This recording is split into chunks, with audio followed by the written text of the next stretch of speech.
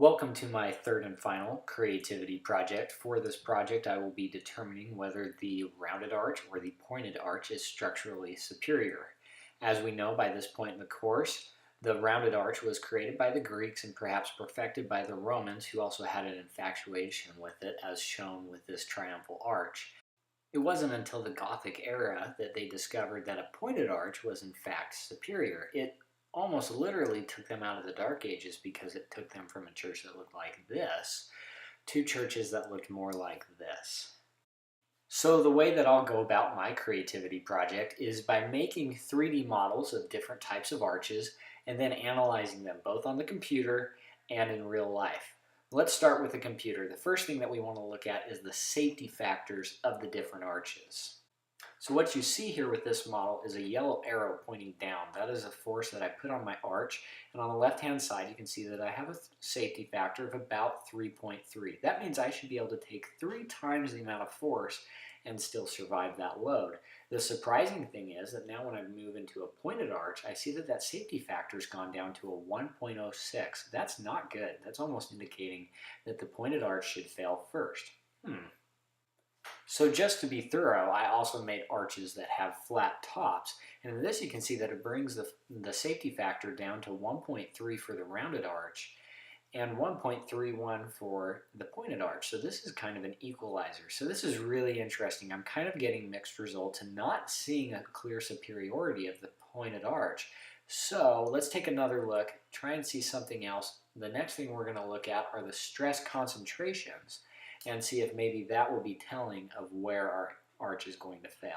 And this is where things get interesting. First of all, we see that the stress concentrations happen on the side of the rounded arch, whereas they happen only on the top of the pointed arch. It gets even more interesting when we move on to the flat topped, because then we see that the sides are maintained with the rounded arch, but now there are 3 stress concentrations on the pointed arch. This is indicating that the pointed arch is doing a better job of distributing the load, that rather than having 2 stress concentrations, there are now 3.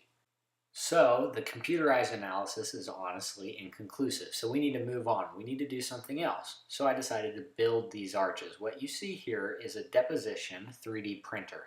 It goes around and prints layer by layer until I have a completed 3D part. After making that part, I put each of the different arches into an Instron tensile tester, which typically pulls on tension, but can also push and compression. That's what I'm doing here, and I essentially crushed the arches and measured how much force that each arch could take. Let's take a look.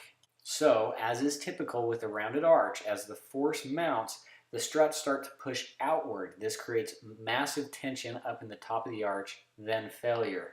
When that failure occurs, we can see that the force required to continue to displace it drastically drops. That is the max of this arch, which turned out to be 162 pounds. The pointed arch actually behaves quite similarly. We see that as pressure mounts, the struts push outward, and then we get a tensile failure near the top of the arch. The surprising thing is that this arch failed at 205 pounds. That's more than 20% stronger than the rounded arch. Now, spoiler alert, these flat arches were much, much stronger than just the general arches that I've tested so far. That's why you see my hands in here holding it in position as the tests start. That is something that you never ever do with this moving machine, but just don't tell my boss and it's going to be okay. The surprising thing is what you see here, as the member starts to get pushed and starts to get crushed, the legs do not just push out, they actually buckle. This still eventually is going to lead to the same phenomenon of a tensile failure near the top of the arch, but the big difference is that this arch took 914 pounds to fail. Let's see if the pointed arch can do better.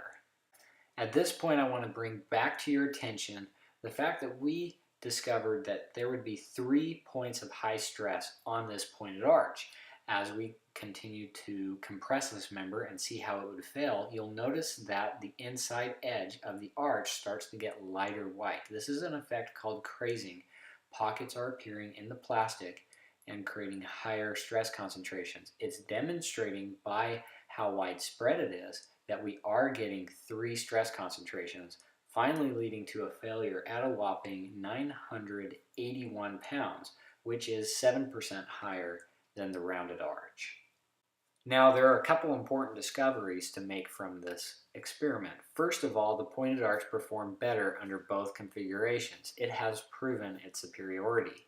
Second of all, we can see that in this flat top test that the rounded arch still had a problem with the struts slipping out from under it. That means that the force is not being pushed straight down and it's going in directions that we really don't want it to.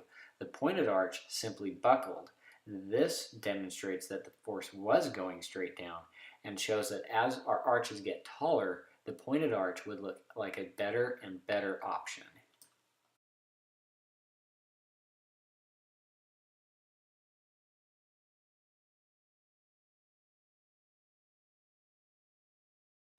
And just as a final aside, I wanted to show why pendentives are so cool. If we push on the top of a pendentive, you notice that the stress isn't felt anywhere on any of the upper portion of the pendentive. Instead, all of the stress concentration goes to the bottom 4 struts. This is why it's such a stable structure and it's so well used in some of these ancient periods which we've studied.